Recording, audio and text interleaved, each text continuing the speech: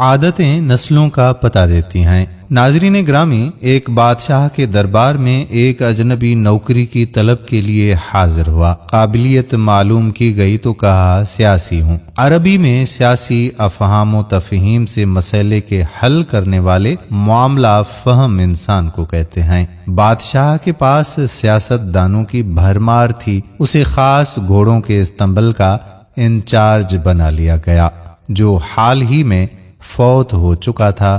اس کی چارج اس شخص کو دی گئی۔ چند دن بعد بادشاہ نے اس سے اپنے سب سے مہنگے اور سب سے عزیز ترین گھوڑے کے متعلق دریافت کیا۔ اس نے کہا، بادشاہ سلامت، یہ نسلی نہیں ہے۔ بادشاہ کو بڑا تعجب ہوا۔ اس نے جنگل سے سائز کو بلا کر دریافت کیا۔ اس نے بتایا کہ گھوڑا نسلی ہے، لیکن اس کی پیدائش پر اس کی ماں مر گئی تھی۔ یہ ایک گائے کا دودھ پی کر اس کے ساتھ پلا ہے۔ مسئول کو بلایا گیا۔ تم کو کیسے پتا چلا کہ یہ اصیل نہیں ہے؟ اس نے کہا، جب یہ گھاس کھاتا ہے تو گایوں کی طرح سر نیچے کر کے کھاتا ہے، جبکہ نسلی گھوڑا گھاس منہ میں لے کر سر اٹھا لیتا ہے۔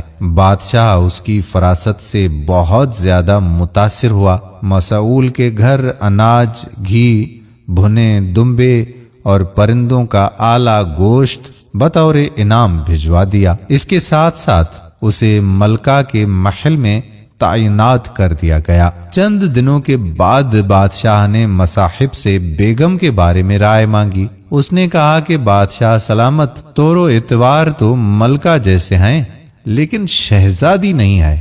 بادشاہ کے پیروں تلے سے زمین ہی نکل گئی۔ حواس بحال کیے اور اپنی ساس کو بلاوا بھیج دیا۔ معاملہ اس کے گوش گزار کیا گیا۔ اس نے کہا کہ بادشاہ سلامت، حقیقت یہ ہے کہ تمہارے باپ نے میرے خاوند سے ہماری بیٹی کی پیدائش پر ہی رشتہ مانگ لیا تھا، لیکن ہماری بیٹی 6 ماہ میں ہی فوت ہو گئی تھی۔ چنانچہ ہم نے تمہاری بادشاہت سے قریبی تعلق قائم کرنے کے لیے کسی کی بچی کو اپنی بیٹی بنا لیا۔ بادشاہ نے مصاحب سے دریافت کیا کہ تم کو یہ آخر معلوم کیسے ہوا؟ اس نے کہا کہ اس کا خادموں کے ساتھ سلوک جاہلوں سے بدتر ہے۔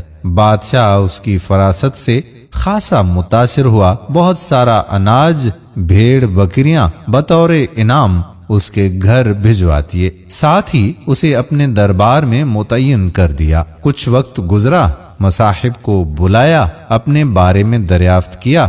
مصاحب نے کہا، جان کی امان چاہتا ہوں۔ بادشاہ نے وعدہ کیا تو اس نے کہا، نہ تو تم بادشاہ زادے ہو، نہ تمہارا چلن بادشاہوں والا ہے۔ بادشاہ کو تاؤ آیا، مگر جان کی امان پہلے دے چکا تھا۔ سیدھا والدہ کے محل میں پہنچا۔ والدہ نے کہا، یہ سچ ہے، تم ایک چرواہے کے بیٹے ہو۔ ہماری اولاد نہیں تھی تو ہم نے تمہیں لے کر پالا پوسا۔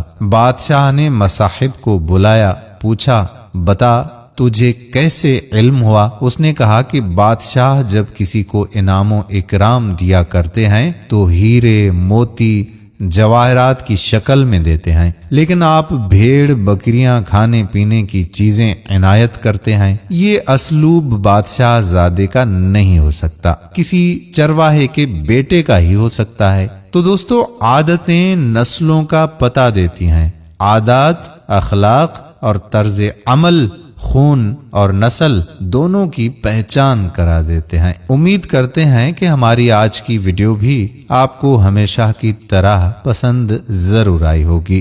اگر ویڈیو پسند آئی ہے تو اپنے دوستوں احباب کے ساتھ شیئر ضرور کیجیے گا۔ آنے والی ویڈیو تک اپنے میزبان قادر بخش کلہوڑوں کو اجازت دیجیے۔